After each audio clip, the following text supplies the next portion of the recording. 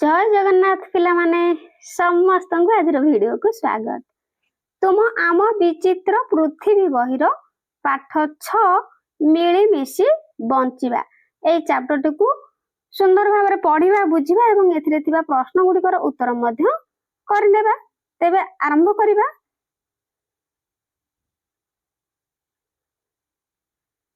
तो देखो पिला माने एठी किछि फूल पशु चढ़ई कीट पतंग इत्यादि चित्र गुड़िक देछि हैला। तो एठी पचारिछि तुम घरे एमानक मध्यरु कोनोसी पशु पक्षी कीट पतंग एवं गच्छ अछि कि। ताले पिला माने तुम घरे जेउ पशु पक्षी कीट पतंग किबा गच्छर सब गच्छ थिबो तो से गुड़िकर नाम लिखिबो। मैं एठी किछि उदाहरण दउछि जेमति कि पशु हैला। प्रथमे पशु लिखिबा।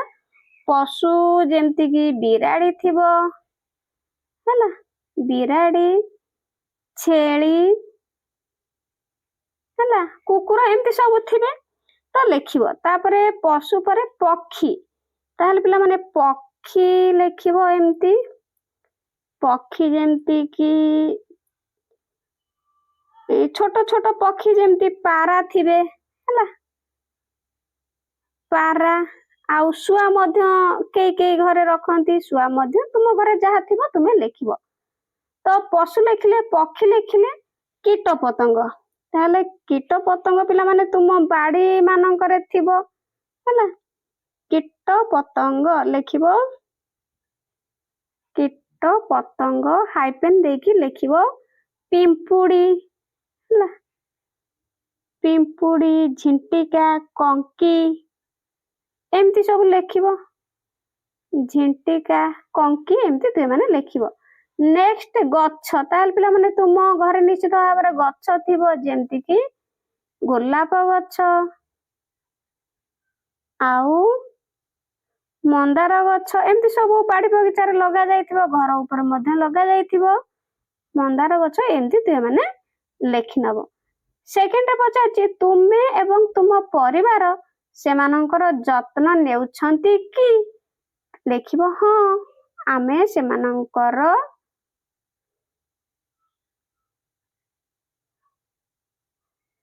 जत्न नेउ हैला। नेक्स्ट आस खेलिबा। तुमे पृष्ठ 72 रो चित्र रे दिया जाय नथिबा कोनोसी पशु पक्षी एवं कीट पतंग को देखिछ कि। ताहले तुम माने एई चित्र रे केवल जेति कि पशु पक्षी कीट पतंग अछंती सेति कि देखिछ कि ना आउरी अनेक सब देखिथिबो तुम बाड़ी बगीचा रे किबा घरे मध्य देखिथिबो हैला। ताहले एठी लिखिबो हां हैला। हां एठी चित्र रे दर्शा जाय नथिबा पशु पक्षी एवं कीट पतंग को आमे देखिचु हैला। जेमति कि उत्तर गाई कुकुर मध्य चित्र रे नाही तेणु कुकुर लिखि परिबो एवं माकड़ हैला। एगुडी को पिला माने कोन सब पशु रे जीव। तापरे पक्षी जेमति कि काऊ पारा घर चटिया आउ कीट पतंग जेमति कि पिंपुड़ी माछी हैला। एगुडी को सब चित्र रे नाही किंतु तुम माने सब देखिछ हैला। मशा एमती सब लिखि परिबो बुझे हैला। नेक्स्ट सेमानकर नाम जानिबा को चेष्टा कर एवं निम्न रे दिया जायतिबा सारणी रे लेख। तुम पई गोटे उदाहरण दिया जायछि। तार पिला माने एठी लेखिबा पशुर नाम केउठारे तुमे सेमानंकु देखिछ। ताहले पिला माने पशुर नाम प्रथमे दे देछि माकड़। माकड़ साधारणतः गच्छरे रुए। तापर लेखिबा गाई। तो पिला माने गाई केउठी रुए लेखिबो गुहाळ रे किबा रास्ता कड़े रे देखिथिबो हैला। गुहाळ रे तुम माने देखिथिबो किबा रास्ता रे देखिथिबो लिखि परिबो हैला। तापरे गाई परे लिखि परिबो काऊ। ताहले पिला माने काऊ केउठी रुए काऊ रुए गच्छरे किबा घर चाळ रे तुम माने देखिथिबो हैला। गच्छरे घर ଚାଳରେ ଏମିତି ତୁମେ ମାନେ ଭଲ ଅକ୍ଷର କରି ଲେଖିବ ପିଲାମାନେ। ଏଥିରେ ଟିକେ ହଉନି ସୁନ୍ଦର ସୁନ୍ଦର ଅକ୍ଷର ହେଲା। ତାପରେ ଆହୁରି ଲେଖିପାରିବ ଯେମିତିକି ପକ୍ଷୀର ନାମ ଲେଖିପାରିବ ଶୁଆ। ଶୁଆ ମଧ୍ୟ ଗଛରେ ଦେଖିଥିବ କିମ୍ବା ଘରେ ଦେଖିଥିବ, ଘର ପଞ୍ଜୁରୀରେ ମଧ୍ୟ ଦେଖିଥିବ ଶୁଆ ହେଲା। ତ ଏଠି ପିଲାମାନେ ପଶୁର ନାମ ଯେହେତୁ ଦେଇଛି ଆମେ ଆଉ ଶୁଆ ନ ଲେଖିକି ଏଠି ଆଉ ପଶୁ ମାନଙ୍କର ନାମ ହିଁ ଲେଖିବା ହେଲା। ତ ତୁମେ ମାନେ ଲେଖିପାରିବ ଛେଳି। ଛେଳି ଘରେ ପାଳନ୍ତି ହେଲା। କୁକୁର ମଧ୍ୟ ଲେଖିବ। କୁକୁର ରାସ୍ତା କଡ଼ରେ ବୁଲନ୍ତି କିମ୍ବା ଘରେ ରାସ୍ତା କଡ଼ରେ ତୁମେ ମାନେ ଦେଖିଥିବ କିମ୍ବା ଘରେ ଦେଖିଥିବ। ନେକ୍ସଟ ଆମେ ଘରକୁ କେତେକ ପଶୁ ଓ ଗଛ ଆଣୁ। ନିଶ୍ଚିତ ଭାବରେ ପଶୁ ଆଉ ଗଛ ଆଣୁ। ତ ବେଳେ ବେଳେ ସେମାନଙ୍କ ସାଙ୍ଗରେ ମିଶି ରହିବାକୁ ଖୁସି ଲାଗେ, କିନ୍ତୁ ବେଳେ ବେଳେ ଆମକୁ ସେମାନେ ଘରେ ରହିବା ଭଲ ଲାଗେ ନାହିଁ। ତୁମ ପରିବାରର ବୟସ୍କ ମାନଙ୍କ ସହିତ ଆଲୋଚନା କର ଯେ ସେମାନେ ଛୋଟବେଳେ ଘରେ କେଉଁ ପଶୁ ଏବଂ ଗଛ ଦେଖିଥିଲେ। ସେମାନଙ୍କୁ ଏହି ପଶୁ ଏବଂ ଗଛ ବିଷୟରେ କୌଣସି କାହାଣୀ ତାହେଲେ କହିବାକୁ କୁହ। ତାହେଲେ ପିଲାମାନେ ତୁମ ଘରେ ତୁମେ ବାପା ମା କିମ୍ବା ଜେଜେ ହେଲା ତାଙ୍କୁ ପଚାରିବ। ନେକ୍ସଟ ଦେଖିବା, ଆସ 2 ଜଣ ଲେଖାଏ ମିଶି ଗୋଟିଏ ଗୋଟିଏ ଦଳ କରି ବା ଦଳ ଗଢ଼ି କଥା ହେବା। ତୁମ ଘରକୁ ବେଳେ ବେଳେ କେଉଁ ପଶୁ ପକ୍ଷୀ ଓ କୀଟ ପତଙ୍ଗ ମାନେ ଚାଲି ଆସନ୍ତି? ତ ଲେଖିବ ଆମ ଘରକୁ ବେଳେ ବେଳେ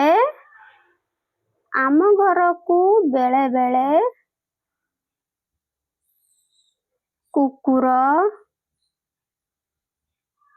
ବିଲେଇ, କାଉ, ମଶା, ମାଛି ଓ ପିମ୍ପୁଡ଼ି ଚାଲି ଆସନ୍ତି ହେଲା। ପିମ୍ପୁଡ଼ି ଚାଲି ଆସନ୍ତି। ନେକ୍ସଟ ପ୍ରଶ୍ନ, ସେମାନେ ତୁମ ଘରକୁ କାହିଁକି ଆସିଥାନ୍ତି? ତାହେଲେ ପିଲାମାନେ ଆମ ଘରକୁ କାହିଁକି ଆସନ୍ତି? ନା ସେମାନେ ଖାଦ୍ୟ ଏବଂ ଆଶ୍ରୟ ଖୋଜି ଖୋଜି ଚାଲି ଆସନ୍ତି। ଲେଖିବ ସେମାନେ ମୁଖ୍ୟତଃ ଖାଦ୍ୟ ଓ ଆଶ୍ରୟ ପାଇଁ ଆସିଥାନ୍ତି।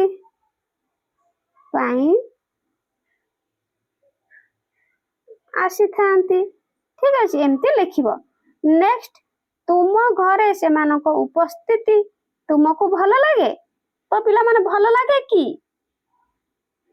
ତ କିଛି ଯେମିତିକି ହଳଦୀ ବସନ୍ତ ଆସିଲେ ବହୁତ ଭଲ ଲାଗେ ନା ନାଇଁ, ଶୁଆ ପଶି ଆସିଲେ ବହୁତ ଭଲ ଲାଗେ। ତ କିଛି ପଶୁ କିମ୍ବା ପକ୍ଷୀ ଆସିଲେ ଭଲ ଲାଗେ, କିନ୍ତୁ ଆଉ କିଛି ଆସିଲେ ବହୁତ ବିରକ୍ତ ଲାଗେ। ତ ତେଣୁ ଲେଖିବ ତୁମ ଘରେ ସେମାନଙ୍କ ଉପସ୍ଥିତି ତୁମକୁ କିପରି ଲାଗେ? ତାହେଲେ ଲେଖିବ ପକ୍ଷୀମାନେ ଆସିଲେ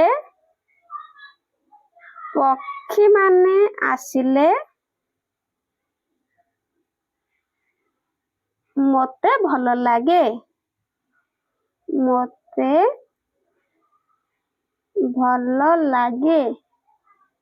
କିନ୍ତୁ ମଶା, ମାଛି, ମୂଷା ହେଲା, କିନ୍ତୁ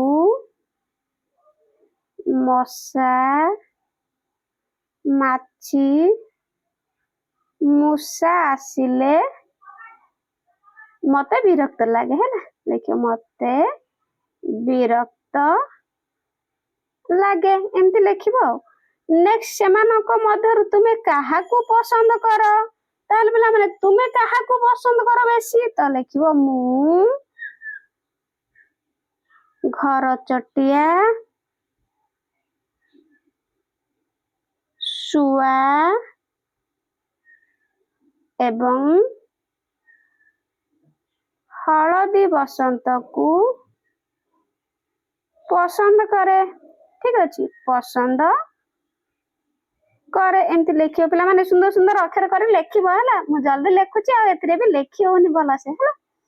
ନେକ୍ସଟ ଦେଖିବା, ଯେତେବେଳେ ତୁମେ ସେମାନଙ୍କୁ ପସନ୍ଦ କର ନାହିଁ ସେତେବେଳେ ତୁମେ କଣ କର? ତ ପିଲାମାନେ ଯେତେବେଳେ ତୁମକୁ ଭଲ ଲାଗେ ନାହିଁ ତୁମେ କଣ କର? ନିଶ୍ଚିତ ଭାବରେ ଘରୁ ଘଉଡ଼ାଇ ଦିଅ କିମ୍ବା ଘର କବାଟ ଦେବା ପାଇଁ ଚେଷ୍ଟା କର ବାହାର କରିକି ହେଲା। ତ ଲେଖିବ ଯେତେବେଳେ ମୁଁ ସେମାନଙ୍କୁ ପସନ୍ଦ କରେ ନାହିଁ ସେତେବେଳେ ମୁଁ ସେମାନଙ୍କୁ ଘଉଡ଼ାଇ ଦିଏ। ଘଉଡ଼ାଇ ଦିଏ ହେଲା। ନେକ୍ସଟ ଆମ ଘରେ ଥିବା କିଛି ପଶୁ ପକ୍ଷୀ ଓ ଗଛକୁ ପାଣି ଖାଦ୍ୟ ଓ ଆଶ୍ରୟ ଦେଇ ଯତ୍ନ ନେଇଥାଉ। ତାହେଲେ ପିଲାମାନେ କିଛି କିଛି ଯେମିତିକି ଗାଈ କୁକୁର ହେଲା ପାରା ଏମାନଙ୍କୁ ଆମେ ସବୁ କଣ କରୁ ଖାଦ୍ୟ ଦେଇକି ପାଣି ଦେଇକି ତାଙ୍କର ଯତ୍ନ ନେଉଥାଉ ନା ନାଇଁ ନେଇଥାଉ ନିଶ୍ଚିତ ଭାବରେ। ତ ଦେଖ ଏଠି ଚିତ୍ରରେ ମଧ୍ୟ ଦୁଇଟି ପିଲା କିପରି ଖାଦ୍ୟ ଦଉଛନ୍ତି ଆଉ ବହୁତ ଯତ୍ନ କରୁଛନ୍ତି ହେଲା ପଶୁ ପକ୍ଷୀ ମାନଙ୍କୁ। ନେକ୍ସଟ ଦେଖିବା ଆମ୍ବ ଗଛ। ଦିନେ ମୁନୁ ତା ବାପାଙ୍କ ସହ ଗାଁ ତୋଟା ଦେଇ ଯାଉଥିଲା। ସେମାନେ ଏକ ବିଶାଳ ଆମ୍ବ ଗଛର ଛାଇରେ ବସିଲେ। ଆମ୍ବ ଗଛରେ ବିଭିନ୍ନ ପ୍ରକାର ପକ୍ଷୀ ଗୁଣ୍ଡିଚି ମୂଷା ମାଙ୍କଡ ଓ ଅନ୍ୟାନ୍ୟ ଜୀବଜନ୍ତୁ ରହୁଥିଲେ। ମୁନୁ ମାଙ୍କଡ ଆମ୍ବ ଖାଇ ଟାକୁଆ ଫୋପାଡ଼ି ଦେବାର ଦେଖି ତା ବାପାଙ୍କୁ କହିଲା। ତା ବାପା କହିଲେ ମୁନୁ ତୁମେ ଜାଣ କି ଏହି ଟାକୁଆରୁ ଏକ ନୂଆ ଗଛ ସୃଷ୍ଟି ହୋଇପାରିବ। ଏହି ଟାକୁଆରୁ କିପରି ଆମ୍ବ ଗଛ ହେଉଛି ମୁଁ ତୁମକୁ ଆମ ବାଡିରେ ଦେଖାଇଦେବି। ପଶୁପକ୍ଷୀ ଓ ଉଦ୍ଭିଦ ପରସ୍ପରକୁ ଏଭଳି ସାହାଯ୍ୟ କରିଥାନ୍ତି। ଠିକ ଅଛି। ତ ଏଇଠି ମୁନୁ ଆଉ ତା ବାପାଙ୍କ ସହିତ କଥାବାର୍ତ୍ତା ହେଉଛନ୍ତି। ତାପରେ ମୁନୁ ଗଛରୁ ପଡିଥିବା ଗୋଟିଏ ଆମ୍ବକୁ ଗୋଟାଇବାକୁ ଦୌଡ଼ିଲା। ସେ କହିଲା ଦେଖ ମୁଁ ଗୋଟିଏ ଆମ୍ବ ପାଇଛି। ମୁନୁର ବାପା କହିଲେ କେବଳ ଫଳ ନୁହେଁ ଆମେ ଗଛରୁ ପନିପରିବା ଓ ଅନ୍ୟାନ୍ୟ ଜିନିଷ ମଧ୍ୟ ପାଇଥାଉ। ଓହୋ ଏବେ ମୋର ମନେ ପଡିଲା ଯେ ତୁମେ ମତେ ଏହା ପୂର୍ବରୁ କହିଥିଲ ଆମେ ଗଛରୁ ଔଷଧ ପୋଷାକ ପାଇଁ ସୂତା ଏବଂ ଘର ପାଇଁ କାଠ ମଧ୍ୟ ପାଇଥାଉ। ତାହେଲେ ପିଲାମାନେ ଦେଖ ଉଦ୍ଭିଦର ସବୁ ଉପକାରିତା ବହୁତ କେତେ ଗୁଡେ ଯେମିତି ଦେଖ ଏଠି ଦେଇଛି ପଶୁମାନଙ୍କ ପାଇଁ ଆଶ୍ରୟସ୍ଥଳୀ ନେକ୍ସଟ ଛାଇ କାଠ ଔଷଧ ହେଲା ତା ସହିତ ଦେଖ ସୂତା ଫଳ ଆଉ ସତେଜ ପନିପରିବା ମଧ୍ୟ ଆମେ ପାଇଥାଉ। ନେକ୍ସଟ ଆସ କଥା ହେବା ଆମେ କିପରି ଉଦ୍ଭିଦ ଓ ପ୍ରାଣୀ ଉପରେ ନିର୍ଭରଶୀଳ। ତ ଏଇଠି ପିଲାମାନେ ଲେଖିବ ଆମେ ଖାଦ୍ୟ ଯେମିତିକି ପିଲାମାନେ କଣ ଖାଦ୍ୟ ଫଳ ପନିପରିବା ହେଲା କାଠ ଔଷଧ ଏବଂ ଅମ୍ଳଜାନ ପାଇଁ ଉଦ୍ଭିଦ ଉପରେ କଣ କରୁ ନିର୍ଭର କରୁ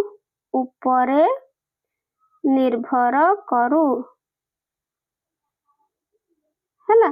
ତା ସହିତ କ୍ଷୀର ଏବଂ ସୁରକ୍ଷା ପାଇଁ ଆମେ ଯେମିତିକି ପ୍ରାଣୀ କୁକୁର ଗାଈ ଉପରେ କଣ କରୁ ନିର୍ଭର କରୁ।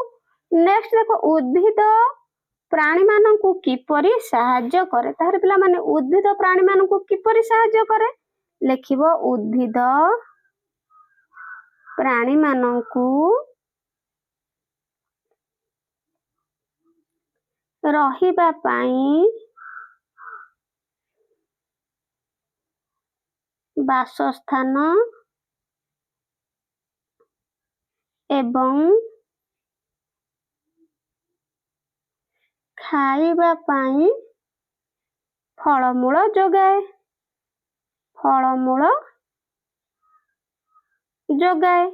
ନେକ୍ସଟ ପ୍ରାଣୀମାନେ ଉଦ୍ଭିଦକୁ କିପରି ସାହାଯ୍ୟ କରନ୍ତି। ତାହେଲେ ପିଲାମାନେ ପ୍ରାଣୀମାନେ ଉଦ୍ଭିଦକୁ କିପରି ସାହାଯ୍ୟ କରନ୍ତି ନା ପ୍ରାଣୀମାନେ ଲେଖିବ ଉତ୍ତର ପ୍ରାଣୀମାନେ ଫଳ ଖାଇ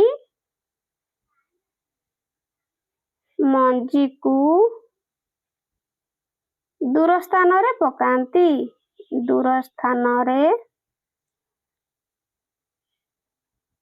ପକାନ୍ତି ଯାହା ଦ୍ୱାରା ନୂଆ ଗଛ ସୃଷ୍ଟି ହୁଏ ହେଲା। ନୂଆ ଗଛ ସୃଷ୍ଟି ହୁଏ ତା ସହିତ ଲେଖିବ ସେମାନଙ୍କ ମଳ ମୂତ୍ର ମାଟିକୁ ସାର ଯୋଗାଏ। ଠିକ ଅଛି। ନେକ୍ସଟ ଦେଖ, ତୁମ ଆଖପାଖରେ ଥିବା ଉଦ୍ଭିଦ ଏବଂ ପ୍ରାଣୀ ମାନଙ୍କର ତୁମେ କିପରି ଯତ୍ନ ନେବ? ଲେଖିବ, ମୁଁ ଗଛରେ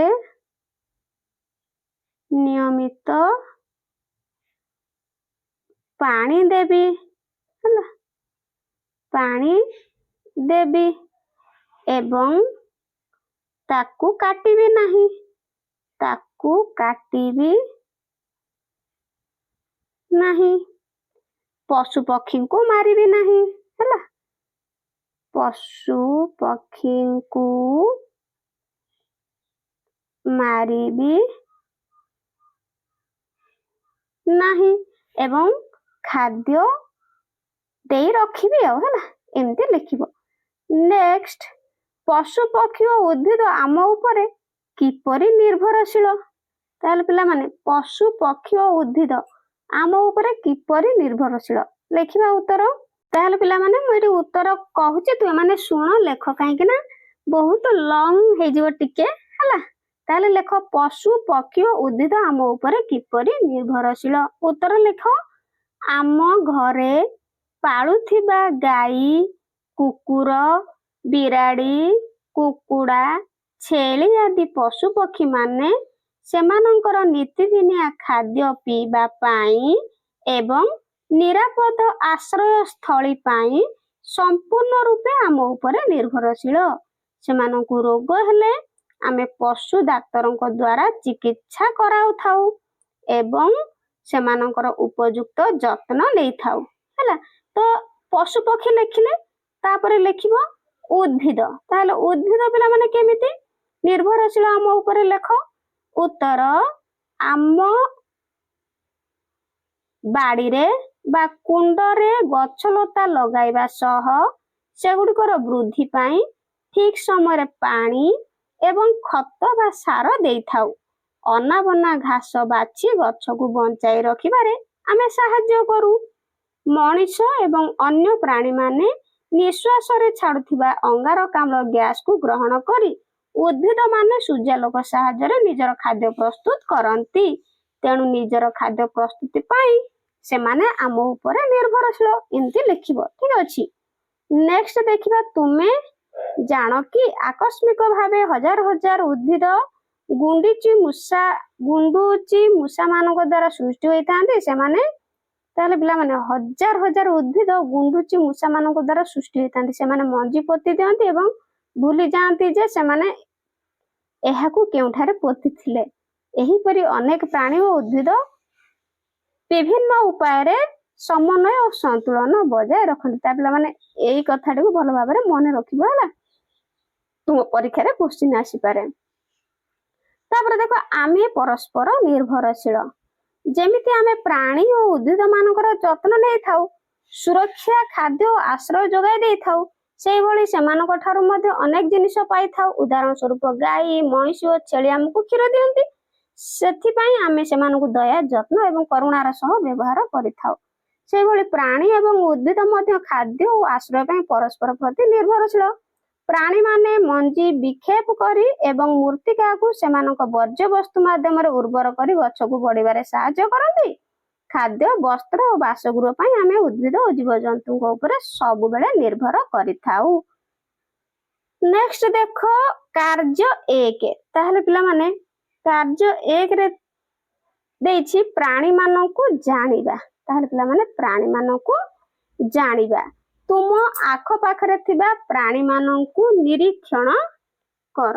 ତାହେଲେ ପିଲାମାନେ, ତୁମ ଆଖପାଖରେ ଥିବା ପ୍ରାଣୀମାନଙ୍କୁ ଟିକେ ମନେ ପକାଅ, କଣ କଣ ସବୁ ଦେଖିଛ? ତାହେଲେ ପିଲାମାନେ, ନିଶ୍ଚିତ ଭାବରେ ତୁମେ ଦେଖିଥିବ ଛେଳି, ଗାଈ, କୁକୁର, ବିଲେଇ, ହେଲା, ଏମିତି ସବୁ ଘରଚଟିଆ, ଶୁଆ ଦେଖିଥିବ ନା ନାଇଁ? ଏଠି ସେଇ କଥା ଲେଖିବ। ନେକ୍ସଟ, ତୁମେ ପ୍ରାୟ ଦେଖୁଥିବା କୌଣସି ପଶୁକୁ ବାଛ, ଯଥା ଛେଳି, ଗାଈ, କୁକୁର, ବିଲେଇ କିମ୍ବା ପକ୍ଷୀକୁ ବାଛ, ଯଥା କାଉ, ପାରା, ଘରଚଟିଆ, ଶୁଆ ଓ ବତକ, ହେଲା। ଯେତେବେଳେ ବି ସୁଯୋଗ ମିଳିବ ଏହାକୁ ଭଲ ଭାବେ ନିରୀକ୍ଷଣ କର। ତୁମେ ଏକ ପାଣି ପାତ୍ର ଓ କିଛି ଶସ୍ୟ ମଧ୍ୟ ରଖିପାରିବ। ତାହେଲେ ପିଲାମାନେ, ଏଗୁଡିକ ତୁମେ ପର୍ଯ୍ୟବେକ୍ଷଣ କରିବ, ହେଲା। ନେକ୍ସଟ ଆଗକୁ ଯିବା, ଆସ ଲେଖିବା। ତାହେଲେ କ'ଣ ଲେଖିବା? ଯେକୌଣସି ପଶୁ ବା ପକ୍ଷୀର ସଂକ୍ଷିପ୍ତ ବିବରଣୀ ଲେଖ। ତାହେଲେ ସଂକ୍ଷିପ୍ତ ବିବରଣୀ ଲେଖିବା ଯେକୌଣସି ପଶୁ କିମ୍ବା ପକ୍ଷୀର। ତାହେଲେ ତୁମେ ଚୟନ କରିଥିବା ପଶୁ କିମ୍ବା ପକ୍ଷୀର ନାମ ଏବଂ ତା ବିଷୟରେ ବର୍ଣ୍ଣନା କର। ତାହେଲେ ଲେଖିବ, ମନେକର ମୁଁ ଏଠି କୁକୁରକୁ ବାଛିଲି ହେଲା। ମୁଁ କୁକୁରକୁ ବାଛିବି ହେଲା। ସେ କହିଛି ତୁମେ ଚୟନ କରିଥିବା ପଶୁ କିମ୍ବା ପକ୍ଷୀର ନାମ। ତ ଆମେ ଲେଖିଲେ ପଶୁର ନାମ, ତା ବିଷୟରେ ବର୍ଣ୍ଣନା କର। ତାହେଲେ ତା ବିଷୟରେ ପିଲାମାନେ ବର୍ଣ୍ଣନା କରିବା ଲେଖିବ ଏହାର, ଅର୍ଥାତ୍ ପିଲାମାନେ କୁକୁରର ହେଲା, କୁକୁରର 4ଟି ଗୋଡ଼, 2ଟି କାନ ଏବଂ ଗୋଟିଏ ଲାଞ୍ଜ ଅଛି ହେଲା। ଗୋଟିଏ ଲାଞ୍ଜ ଅଛି, ଏହା ବିଭିନ୍ନ ରଙ୍ଗର ହୋଇଥାଏ। ବୁଝିହେଲା? ନେକ୍ସଟ ହେଇଛି, ତୁମେ ତାକୁ ପ୍ରଥମେ କେବେ ଓ କେଉଁଠାରେ ଦେଖିଥିଲ? ତାହେଲେ ଲେଖିବ, ମୁଁ ତାକୁ, ମନେକର ଲେଖିବ 4 ଦିନ ପୂର୍ବରୁ ଆମ ଘର ପାଖରେ ଦେଖିଥିଲି ହେଲା। ଆମ ଘର ରାସ୍ତାରେ ମଧ୍ୟ ଲେଖିପାରିବ, ଘର ରାସ୍ତା ପାଖରେ ଦେଖିଥିଲି ବା ବୁଲୁଥିବାର ଦେଖିଥିଲି, ବୁଲୁଥିବାର ଦେଖିଥିଲି। ନେକ୍ସଟ, ଏହା ସେଠାରେ ଏକୁଟିଆ ଥିଲା ନା ତାର ସାଙ୍ଗମାନଙ୍କ ସହିତ ଥିଲା? ତାହେଲେ ପିଲାମାନେ ତୁମେ ଲେଖିବ ମନକୁ ଏଟା ହେଲା। ତ ମୁଁ ଲେଖି ଦଉଛି ନହେଲେ, ସେ ଏଠି ଦେଇଛି ସେଠାରେ ତାର 2 ଜଣ ସାଙ୍ଗମାନଙ୍କ ସହିତ ଥିଲା। ସାଙ୍ଗମାନଙ୍କ ସହିତ ଥିଲା ହେଲା। ଏମିତି ଲେଖିବ ଆଉ, ତମକୁ ଯାହା ମନରୁ ଆସିବ ଲେଖିବ। ନେକ୍ସଟ, ଏହାର ଗତିବିଧି ବର୍ଣ୍ଣନା କର। ତାହେଲେ ପିଲାମାନେ ଲେଖିବ, ସେ ଧୀରେ ଧୀରେ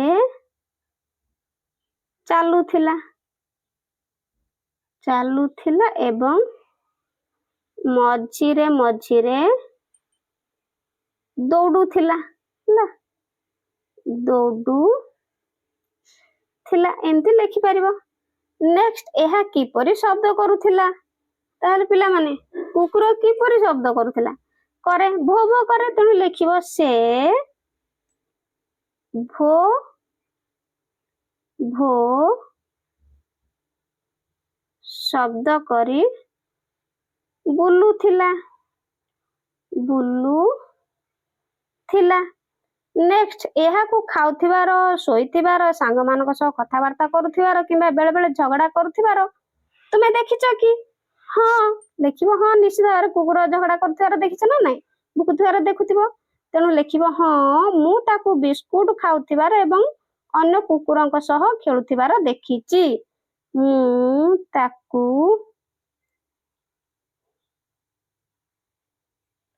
ବିସ୍କୁଟ ଖାଉଥିବାର ଏବଂ ଅନ୍ୟ କୁକୁରଙ୍କ ସହ ଖେଳୁଥିବାର ଦେଖିଛି ହେଲା। ଅନ୍ୟ କୁକୁରଙ୍କ ସହ ଖେଳୁଥିବାର ଦେଖିଛି। ନେକ୍ସଟ, ତୁମେ ଆଶ୍ଚର୍ଯ୍ୟ ହେବା ଭଳି କିମ୍ବା ତୁମକୁ ହସାଇଲା ଭଳି ସେ କିଛି କାର୍ଯ୍ୟ କରିଛି କି? ତ ଲେଖିବ ପିଲାମାନେ, ହଁ କି ନା ଲେଖିବ। ତମେ ହଁ ହିଁ ବାଛିବ ହେଲା। କରିଛି କି? ହଁ। ତାହେଲେ କ'ଣ ମୁଁ ଏଠି କହୁଛି ତୁମେ ମାନେ ଲେଖ ହେଲା। ତ ଯେହେତୁ କୁକୁର ବାଛିଛି ଲେଖିବ, ହଁ କୁକୁରଟି ନିଜ ଲାଞ୍ଜକୁ ଧରିବା ପାଇଁ ବାରମ୍ବାର ଗୋଲ ଗୋଲ ବୁଲୁଥିବା ଦେଖି ମତେ ବହୁତ ଆଶ୍ଚର୍ଯ୍ୟ ଲାଗେ ଏବଂ ହସ ମଧ୍ୟ ଲାଗେ ହେଲା। ଏମିତି ତୁମେ ମାନେ ଲେଖିବ। ନେକ୍ସଟ, ତୁମର ଏହି ଅନୁଭୂତି ତୁମ ସହପାଠୀଙ୍କ ସହ ଆଲୋଚନା କର। ତାହେଲେ ପିଲାମାନେ ସେଇଆକୁ ଆଲୋଚନା କରିବ। କହୁଛି କ'ଣ ଆଲୋଚନା କରିବ? ତ ଲେଖିବ, ତମ ସାଙ୍ଗମାନଙ୍କ ସହିତ ଯେହେତୁ ଆଲୋଚନା କରିବା ପାଇଁ କହିଛି, ତାହେଲେ ତୁମ ସାଙ୍ଗକୁ କହିବ, ତ ଜାଣିଛୁ तो सांग ना मुझे मिता कहूँ जानिछु मिता तुम सांग मान ना तुम्हें कहब है जानिछु मिता काली आम घर पाखरे गोटे कुकुर ता लांज को धरिया पाई खाली गोल गोल बुलुथिला ताहा देखि मते बहुत आश्चर्य लागिला आउ जोरे हस मध्य लागिला एमती लेखिबो हला एटा पिला माने आलोचना करिवो। नेक्स्ट कार्य 2 कार्यरत चतुर पिंपुड़ी तुमे एही कार्य को तुमर उद्भिद बंधुक निकटरे श्रेणी गृह किंबा घरे करिपार तुम रोषेई घर अल्प परिमाणर 3 प्रकार खाद्य जिनिस नियो जेमती कि चीनी बा गुड़ परी मिठा छणा पापड़ किंबा मुड़की रंधा खाद्य जेपरी रुटी इडली भात किंबा मांडिया जाऊ उपरोक्त 3 प्रकार खाद्य गुडी को चट्टाण रे एवं 1 फुट दूरतार एक सरल रेखा रे रख ताहले एठी देखो रखा जायछि केमती एक सरल रेखा मध्य रे हला एठी देखो रखा जायछि हला एठी मध्य एमती रखा जायछि ताहले उपरोक्त 3 प्रकार खाद्य गुडी को चट्टाण रे 1 फुट दूरतार एक सरल रेखा रे रख अनुमान कर खाद्य पाई केउ माने आसीबे ताहले पिला माने खाद्य पाई केउ माने आसीबे निश्चित भाव रे पिंपुड़ी माछी आसीबे झिटिपिटी मध्य आसी परंती तेनु लिखिबो खाद्य पाई पिंपुड़ी आउ माछी आसीबे हला माछी आसीबे बासी पारंती। नेक्स्ट सेमानक प्रिय खाद्य केउटी हबो ताहले पिला माने प्रिय खाद्य होची विशेष करी कोन हबो मीठा चीनी बा गुड़ हबो प्रिय खाद्य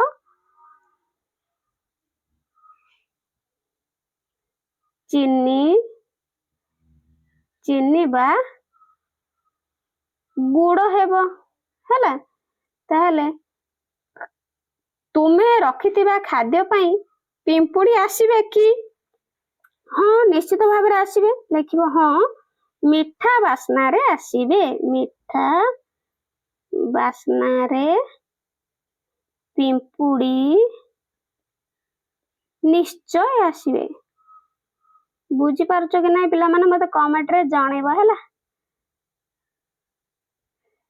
तापर नेक्स्ट सेमाने केउठु आसीबे ताहले पिला माने सेमाने केउठु आसीबे सेमाने कांथ किंबा माटी भीतर गातरु आसीबे लिखिबो सेमाने कांथ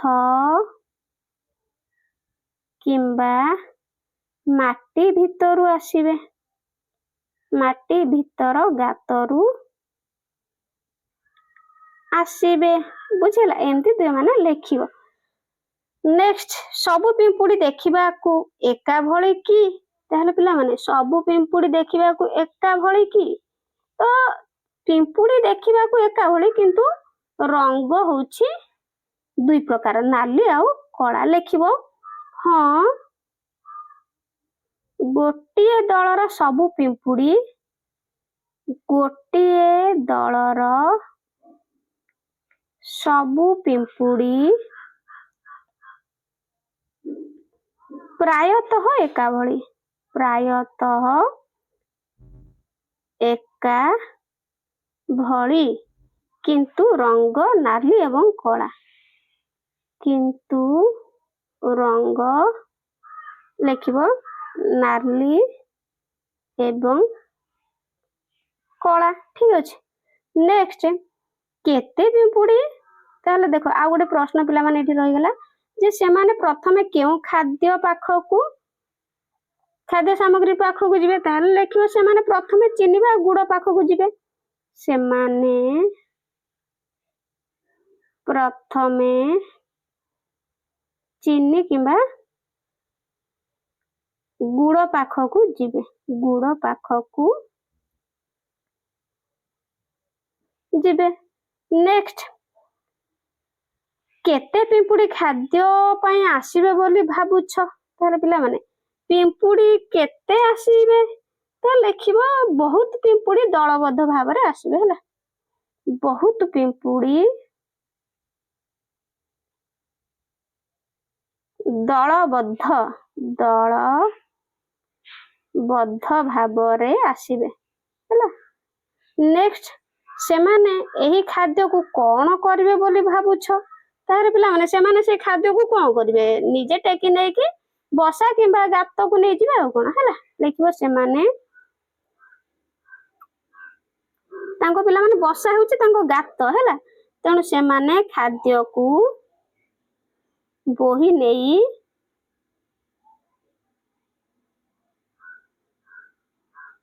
ଗାତକୁ ଯିବେ ହେଲା, ଗାତକୁ ଯିବେ। ତ ସେମାନେ ଖାଦ୍ୟକୁ ଟେକି ନିଜ ଗାତକୁ ବା ନିଜ ବସାକୁ ନେଇଯିବେ ହେଲା। ତୁମ ବନ୍ଧୁଙ୍କ ସହିତ ସାକ୍ଷାତ, ତାହେଲେ ତୁମେ ତୁମ ବନ୍ଧୁଙ୍କ, ଉଦ୍ଭିଦ ବନ୍ଧୁଙ୍କ ସହ ସାକ୍ଷାତ। ଯେତେବେଳେ ତୁମେ ଦୁଃଖିତ ଓ ଅସନ୍ତୁଷ୍ଟ କିମ୍ବା କ୍ରୋଧ ଅନୁଭବ କରୁଛ, ସେତେବେଳେ ତୁମେ ତୁମର ଉଦ୍ଭିଦ ବନ୍ଧୁଙ୍କ ପାଖକୁ ଯାଇ ତୁମ ଅନୁଭୂତି ତା ପାଖରେ କହିବ। ତାହେଲେ ତୁମେ ମାନେ କହିବ ଆଉ ଯେତେବେଳେ ତୁମେ ମାନେ ଦୁଃଖିତ ଲାଗୁଛି କିମ୍ବା ଅସନ୍ତୁଷ୍ଟ କିମ୍ବା କାନ୍ଦ ଲାଗୁଛି, କ୍ରୋଧ ଲାଗୁଛି, ତ ସେତେବେଳେ ତୁମ ଉଦ୍ଭିଦ ବନ୍ଧୁଙ୍କ ପାଖକୁ ଯିବ ଆଲୋଚନା କରିବା ପାଇଁ। ତ ଦେଖ, ଖୁସି ଥିବା ସମୟରେ ମଧ୍ୟ ତୁମ ଉଦ୍ଭିଦ ବନ୍ଧୁକୁ ତୁମ ଭାବନା ପ୍ରକାଶ କରିପାର। ଉଦ୍ଭିଦ ବନ୍ଧୁଙ୍କ ସହ ତୁମର ଭାବନା ବିନିମୟ ପରେ ତୁମେ କେମିତି ଅନୁଭବ କଲ, ତାହେଲେ ପିଲାମାନେ କେମିତି ଅନୁଭବ କରିବ? ନିଶ୍ଚିତ ଭାବରେ ବହୁତ ଖୁସି ହିଁ ଅନୁଭବ କରିବ ହେଲା। ଖୁସି। ଉଦ୍ଭିଦ ଓ ପ୍ରାଣୀକୁ ମଧ୍ୟ ଆମର ଯତ୍ନ ଏବଂ ସହଯୋଗ ଦରକାର। ଆମେ ସମସ୍ତେ ପରସ୍ପରକୁ ସାହାଯ୍ୟ କରିପାରିବା। ତାହେଲେ ଏଇଠି ଦେଖ ପିଲାମାନେ, କାର୍ଯ୍ୟ 3, ଅନୁମାନ କରି କୁହ ମୁଁ କିଏ। ତାହେଲେ ଦେଖ, 2 ଜଣ ଲେଖାଏ ଯୋଡ଼ିରେ ବସ। ତୁମ ମଧ୍ୟରୁ ଜଣେ ପଶୁ, ପକ୍ଷୀ, ପୋକ କିମ୍ବା ଗଛର ନାମ ଚିନ୍ତା କରି ନିଜ ସାଥୀର କାନରେ କହିବ। ନିଶ୍ଚିତ କର ଯେ ତୁମେ ଏହାକୁ ଅଧିକ ଜୋରରେ କହିବ ନାହିଁ। ତୁମ ସାଥୀକୁ ସେହି ପଶୁ, ପକ୍ଷୀ କିମ୍ବା ପୋକ ପରି ଅଭିନୟ କରିବାକୁ ପଡ଼ିବ ଏବଂ ଶ୍ରେଣୀର ସମସ୍ତଙ୍କୁ ଏହାକୁ ଚିହ୍ନଟ କରିବାକୁ ପଡ଼ିବ। ତାହେଲେ ପ୍ରତ୍ୟେକ ଯୋଡ଼ି ଏହିପରି କାର୍ଯ୍ୟ କରିବେ। ତାହେଲେ ପିଲାମାନେ ତୁମେ ମାନେ ଏଗୁଡ଼ିକ ନିଜେ ସାଙ୍ଗସାଥୀ ମାନଙ୍କ ସହିତ କହିବ। ତାହେଲେ ଦେଖ, ଉଦାହରଣ ସ୍ୱରୂପ, କୁନୁର ସାଙ୍ଗ ମୁନୁ ତା କାନରେ ବେଙ୍ଗ କହିଲା। ତାହେଲେ କଣ କହିଲା ପିଲାମାନେ? ବେଙ୍ଗ। କୁନୁ କଣ ଅଭିନୟ କରିଥିବ ତୁମେ ଭାବୁଛ? ତାହେଲେ ପିଲାମାନେ ଏହା ଏକ ଖେଳ ହେଲା। ବେଙ୍ଗ ଭଳିଆ ତୁମେ ମାନେ କଣ କରିବ? ଖାପ ଖାପୁ ବେଙ୍ଗ ଅଭ୍ୟାସ କରିକି ତୁମେ ମାନେ ଡେଇଁବ ଆଉ। କେମିତି ବେଙ୍ଗ ବୋବାଏ ସେମିତି କରିବ ଆଉ ହେଲା। ତାପରେ ରିତେଶର ସାଙ୍ଗ ସ୍ନେହା ତା କାନରେ ଅଶ୍ୱତ୍ଥ ଗଛ ବୋଲି କହିଲା। ତାହେଲେ ରିତେଶ କଣ ଅଭିନୟ କରିଥିବ ବୋଲି ତୁମେ ଭାବୁଛ? ତାହେଲେ ଗୋଟେ ଅସୁସ୍ଥ ଗଛ କଣ କରିବ? ଭଳିଆ ଛିଡା ହେଇକି ରହିବ ହେଲା।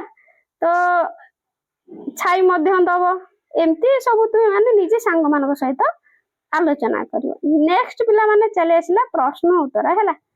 1 ନମ୍ବର, ଆଲୋଚନା କର। କ, ଆମେ କିପରି ଉଦ୍ଭିଦ ଏବଂ ପ୍ରାଣୀ ଉପରେ ନିର୍ଭରଶୀଳ। ଉତ୍ତର, ଆମେ ଖାଦ୍ୟ ଯେମିତିକି ଫଳ, ପନିପରିବା, ଔଷଧ, କାଠ ଏବଂ ଅମ୍ଳଜାନ ପାଇଁ ଉଦ୍ଭିଦ ଉପରେ ନିର୍ଭର କରୁ। ସେହିପରି କ୍ଷୀର, ପରିବହନ ଏବଂ ସୁରକ୍ଷା ପାଇଁ ଆମେ ପ୍ରାଣୀମାନଙ୍କ ଯେମିତିକି ଗାଈ, କୁକୁର ଉପରେ ନିର୍ଭର କରୁ। ଏଇଭଳି ତୁମେ ଉତ୍ତର ପିଲାମାନେ ଲେଖିବ। ଠିକ ଅଛି, ଆମେ ଉଦ୍ଭିଦ ଓ ପ୍ରାଣୀମାନଙ୍କ ଉପରେ କିପରି ନିର୍ଭରଶୀଳ। ନେକ୍ସଟ କ୍ୱେଶ୍ଚିନ ଦେଖିବା। ଖ, ଆମ ପରିବେଶରେ ଥିବା ବିଭିନ୍ନ ଉଦ୍ଭିଦ ଓ ପ୍ରାଣୀମାନଙ୍କର ଆମେ କିପରି ଯତ୍ନ ନେବା ଉଚିତ। ତାହେଲେ ଉତ୍ତର ପିଲାମାନେ, ପ୍ରଥମେ ପ୍ରାଣୀମାନଙ୍କର ଯତ୍ନ ଲେଖିବା। 1ରେ ଖାଦ୍ୟ ଓ ପାନୀୟ।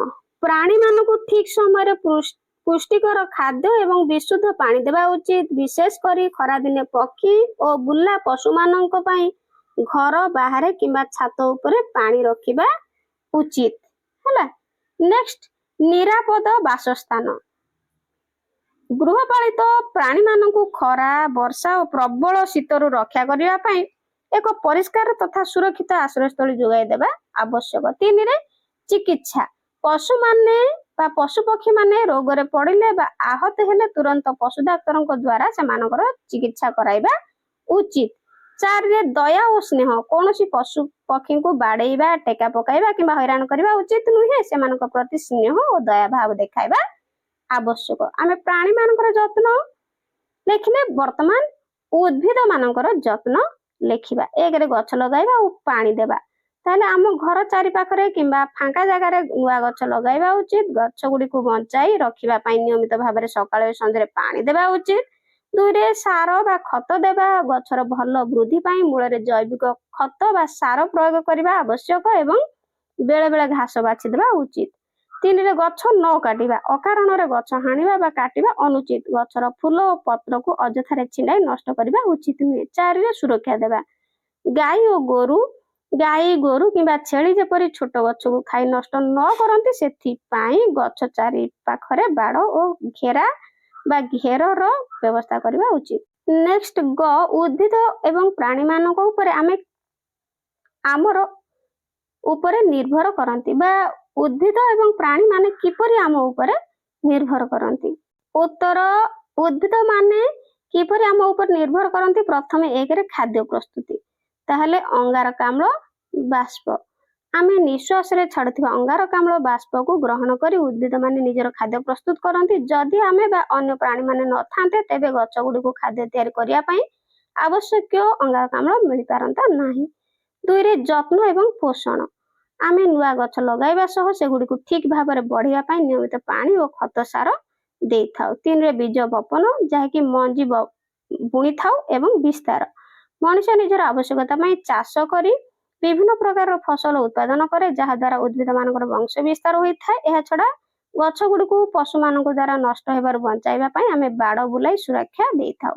ପ୍ରାଣୀ ମାନେ କିପରି ଆମ ଉପରେ ନିର୍ଭର କରନ୍ତି। 1ରେ ଖାଦ୍ୟ ଓ ଆଶ୍ରୟ, ଗୃହପାଳିତ ପ୍ରାଣୀ ମାନେ ଯେପରିକି ଗାଈ, ଛେଳି, କୁକୁର, ବିଲେଇ ଇତ୍ୟାଦି ସେମାନଙ୍କର ପ୍ରତିଦିନର ଖାଦ୍ୟ ପାଇଁ ବା ପିଇବା ପାଣି ଏବଂ ଖରା ବର୍ଷାରୁ ରକ୍ଷା ପାଇବା ପାଇଁ ସୁରକ୍ଷିତ ଆଶ୍ରୟସ୍ଥଳୀ ଯେମିତିକି ଗୁହାଳ ବା ଖୁଆଡ଼ ଇତ୍ୟାଦି ପାଇଁ ସମ୍ପୂର୍ଣ୍ଣ ଭାବରେ ଆମ ଉପରେ ନିର୍ଭର କରନ୍ତି।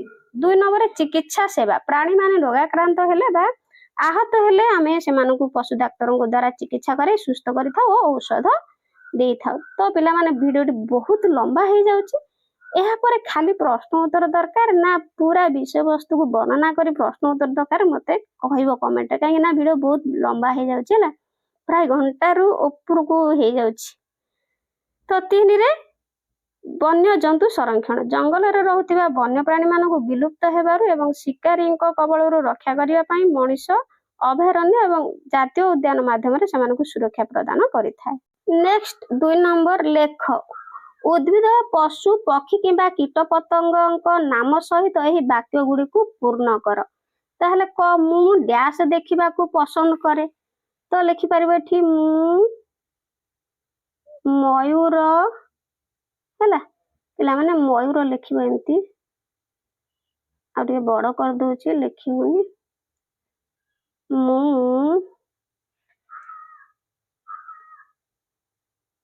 ମୟୂର ଦେଖିବାକୁ ପସନ୍ଦ କରେ।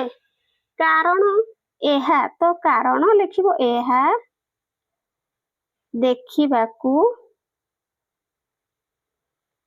ବହୁତ ସୁନ୍ଦର, ହେଲା ଏମିତି ଲେଖିବ, ବହୁତ ସୁନ୍ଦର ଓ ନାଚେ ମଧ୍ୟ ଲେଖିପାରିବ। ଖରେ ଡ୍ୟାସ୍ ମତେ ହସାଇ ଦିଏ, ତାହେଲେ ଲେଖିବ ମାଙ୍କଡ ମତେ ହସାଇ ଦିଏ।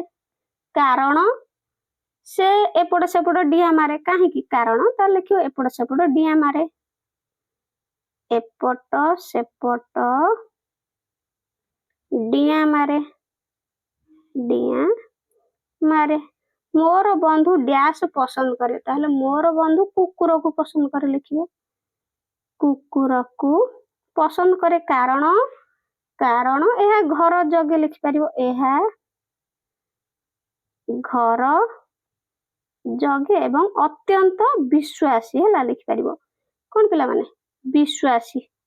ନେକ୍ସଟ, ଘରେ ମୁଁ ଡ୍ୟାସ୍ ର ଯତ୍ନ ନେବାକୁ ଚାହୁଁଛି, ତାହେଲେ ପିଲାମାନେ ତୁମେ ମାନେ କାହାର ଯତ୍ନ ନେବାକୁ ଚାହୁଁଛ ଲେଖିପାରିବ, ହେଲା ଏଇଠି ମୁଁ ଲେଖିଦଉଛି ଗୋଟେ, ମୁଁ ଗାଈର ଯତ୍ନ ନେବାକୁ ଚାହୁଁଛି, ଲେଖିପାରିବ।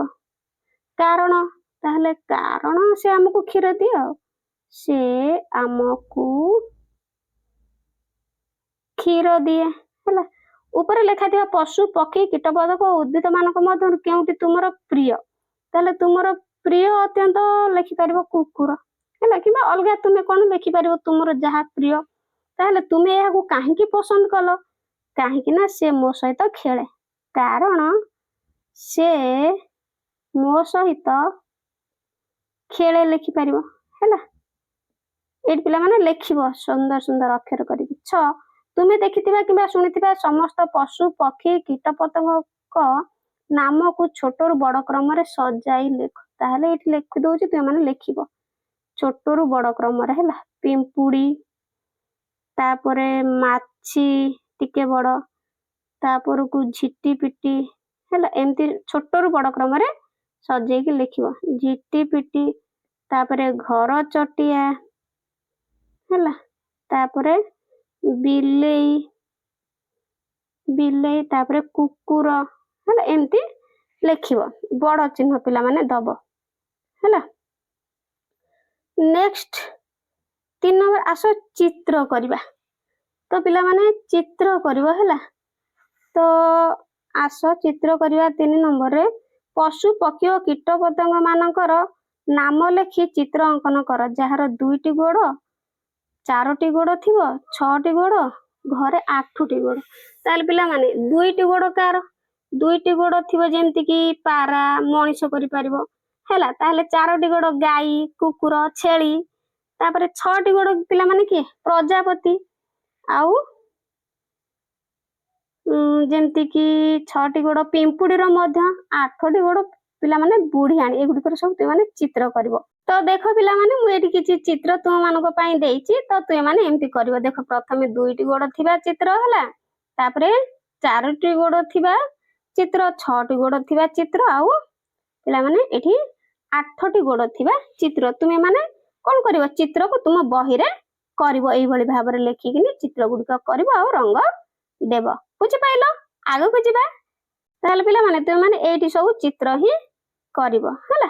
ନେକ୍ସଟ ଆଗକୁ ଯିବା। ତୁମେ ଜାଣ କି ଓଡ଼ିଶାର ଚିଲିକା ହ୍ରଦ ପ୍ରବାସୀ ପକ୍ଷୀ, ବିଶେଷତଃ ଜଳପକ୍ଷୀଙ୍କ ପାଇଁ ଏକ ପ୍ରମୁଖ ଶୀତକାଳୀନ ବାସସ୍ଥାନ। ଏଠାକୁ ପ୍ରତିବର୍ଷ ବିଭିନ୍ନ ଅଞ୍ଚଳରୁ 1 ନିୟୁତରୁ ଅଧିକ ପକ୍ଷୀ ଆସିଥାନ୍ତି। ଉତ୍ତର ପିଣ୍ଟେଲ, ପେଲିକାନ, ଗ୍ରେଟର ଫ୍ଲେମିଙ୍ଗୋ ପରି ପକ୍ଷୀମାନେ ଅପେକ୍ଷାକୃତ ମୃଦୁ ଜଳବାୟୁ ପ୍ରତି ଆକର୍ଷିତ ହୋଇକି ଏଠାକୁ ଆସିଥାନ୍ତି। ପ୍ରତିବର୍ଷ ଶୀତ ଋତୁରେ ନଭେମ୍ବରରୁ ଫେବୃଆରୀ ମାସ ଏହି ହ୍ରଦରେ ଖାଦ୍ୟ ଓ ଆଶ୍ରୟ ପାଇଁ ପକ୍ଷୀମାନେ ସାଇବେରିଆ, ଇରାନ, ଇରାକ, ହିମାଳୟ ପରି ସ୍ଥାନରୁ ହଜାର ହଜାର କିଲୋମିଟର ଯାତ୍ରା କରି ଆସିଥାନ୍ତି। ମଙ୍ଗଳାଯୋଡ଼ି ହେଉଛି ଚିଲିକାର ଉତ୍ତରାଞ୍ଚଳରେ ଥିବା ଏକ ଆର୍ଦ୍ରଭୂମି ଅଞ୍ଚଳ, ଯାହା ଏହାର ସମୃଦ୍ଧ ଜୈବ ବିବିଧତା ପାଇଁ ପ୍ରସିଦ୍ଧ। ଏହାକୁ ଶୀତ ଦିନେ ବିଭିନ୍ନ ପ୍ରକାର ବିଦେଶୀ ପକ୍ଷୀ ଆସନ୍ତି। ହ୍ରଦ ମଧ୍ୟରେ ଥିବା ନଳବଣ ମଧ୍ୟ ଅନ୍ୟ ଏକ ପକ୍ଷୀ ଅଭୟାରଣ୍ୟ। ବିଶେଷ ପକ୍ଷୀମାନଙ୍କୁ ଦେଖିବା ପାଇଁ ଶୀତ ଦିନେ ବହୁ ପର୍ଯ୍ୟଟକ ନଳବଣକୁ ଆସନ୍ତି। ତ ପିଲାମାନେ ଏଗୁଡ଼ିକ ମନେ ରଖିବ। ଚିଲିକା କେବଳ ପକ୍ଷୀମାନଙ୍କ ପାଇଁ ଗୁରୁତ୍ୱପୂର୍ଣ୍ଣ ନୁହେଁ, ପ୍ରକୃତି ଏବଂ ଲୋକମାନେ କିପରି ସୌହାର୍ଦ୍ଦ୍ୟପୂର୍ଣ୍ଣ ଭାବରେ ବାସସ୍ଥାନ କରିପାରିବେ ତାହାର ଏକ ଜୀବନ୍ତ ଉଦାହରଣ। ତାହେଲେ ଦେଖ, ଉପରୋକ୍ତ ଘଟଣାର ଏକ ଶୀର୍ଷକ ତୁମେ ଦେବାକୁ ଚାହୁଁଛ କି? ତ ଶୀର୍ଷକ ଦେଇପାରିବ, ଯେମିତିକି ଚିଲିକାରେ ପ୍ରବାସୀ ପକ୍ଷୀ ଲେଖିଦବ। ଏଠି ଚିଲିକାରେ ପ୍ରବାସୀ ପକ୍ଷୀ ହେଲା। ଗୋଟେ ଖାଲି ଶୀର୍ଷକର ନାଁ ଦେବ କହିଛି, ତେଣୁ ଏମିତି ଶୀର୍ଷକର ନାଁ ଦେବ। ଚିଲିକା ପକ୍ଷୀମାନଙ୍କର କ'ଣ? ଶୀତକାଳୀନ ବାସସ୍ଥାନ, ପକ୍ଷୀ ଅଭୟାରଣ୍ୟ ଚିଲିକା, ଚିଲିକାକୁ ବିଶେଷ ପକ୍ଷୀଙ୍କ ଆଗମନ, ଏମିତି ତୁମେମାନେ ସବୁ ଶୀର୍ଷକ ଗୋଟେ ଦେଇଦେବ। ନେକ୍ସଟ, ଶୀତ ଋତୁରେ ବିଦେଶୀ ପକ୍ଷୀମାନେ କାହିଁକି ଚିଲିକାକୁ ଆସନ୍ତି? ମନେ ରଖିବ ପିଲାମାନେ, ଶୀତ ଦିନେ ସାଇବେରିଆ ଓ ହିମାଳୟ ଅଞ୍ଚଳରେ ଅତ୍ୟଧିକ ବରଫ ପଡ଼େ ଓ ଥଣ୍ଡା ହୁଏ। ତେଣୁ ମୁଁ ଏଠି ଲେଖିଦେଉଛି, ତୁମେମାନେ ଲେଖିବ। ତେଣୁ ସେଠାକାର ପକ୍ଷୀମାନେ ଅପେକ୍ଷାକୃତ ଉଷୁମ ପାଗ, ଖାଦ୍ୟ ଓ ନିରାପଦ ଆଶ୍ରୟ ପାଇଁ ହଜାର ହଜାର କିଲୋମିଟର ଉଡ଼ି ଚିଲିକାକୁ ଆସନ୍ତି। ଲେଖିବ, ଶୀତ ଦିନେ ଉତ୍ତର, ଏଠି ଲେଖିଦେଉଛି, ତୁମେମାନେ ଲେଖିବ। ଶୀତ ଦିନେ ସାଇବେରିଆ ଓ ହିମାଳୟ ଅଞ୍ଚଳରେ ଅଧିକ ବା ଅତ୍ୟଧିକ ବରଫ ପଡ଼େ ଓ ଥଣ୍ଡା ହୁଏ। ଯେହେତୁ ବରଫ ପଡ଼େ, ଥଣ୍ଡା ହୁଏ, ତେଣୁ ସେଠାକାର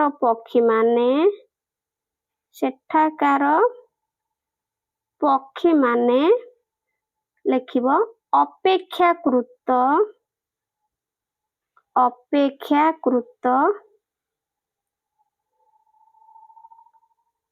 ଉଷୁମ ପାଗ ଉଷୁମ ପାଗ ଖାଦ୍ୟ ଓ ନିରାପଦ ଆଶ୍ରୟ ପାଇବା ପାଇଁ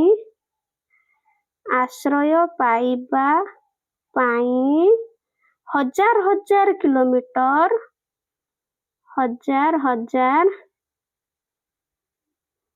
କିଲୋମିଟର ଉଡ଼ି ଚିଲିକାକୁ ଆସିଥାନ୍ତି।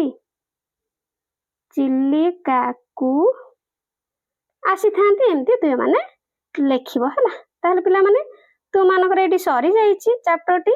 ଆଶା କରୁଛି ଭିଡ଼ିଓଟି ହେଲ୍ପଫୁଲ୍ ହେଇଥିବ ଆଉ ଭଲ ଭାବରେ ବୁଝିପାରିଥିବ ପିଲାମାନେ ହେଲା। ଟିକେ ଜଲ୍ଦି ପଢ଼େଇ ଦେଲି, ଲଙ୍ଗ ଭିଡ଼ିଓ ହେଇଯାଉଛି ନା ବହୁତ, ତେଣୁ ଜଲ୍ଦି ନ ପଢ଼େଇଲେ ହିଁ ହବନି ହେଲା। ତ ଭଲ ଭାବରେ ବୁଝିପାରିଲ କି ନାହିଁ କମେଣ୍ଟରେ ଜଣେଇବ। ଆଉ ଚ୍ୟାନେଲରେ ନୂଆ ଥିଲେ ଚ୍ୟାନେଲକୁ ସବସ୍କ୍ରାଇବ କରି ଭିଡ଼ିଓକୁ ଗୋଟେ ଲାଇକ୍ କରିଦେବା ହେଲା। ବହୁତ ଭିଡ଼ିଓ ଦେଖୁଛ କିନ୍ତୁ ସବସ୍କ୍ରାଇବ କରୁନ, ଗୋଟେ ସେକେଣ୍ଡ ଲାଗିବ, ଏବେ ହିଁ ସବସ୍କ୍ରାଇବ କରିନିଅ। ଏହାପରେ ତୁମମାନଙ୍କୁ କେଉଁ ଚାପ୍ଟର ପ୍ରଶ୍ନ ଉତ୍ତର ଦରକାର ମୋତେ କମେଣ୍ଟରେ ଜଣେଇବ।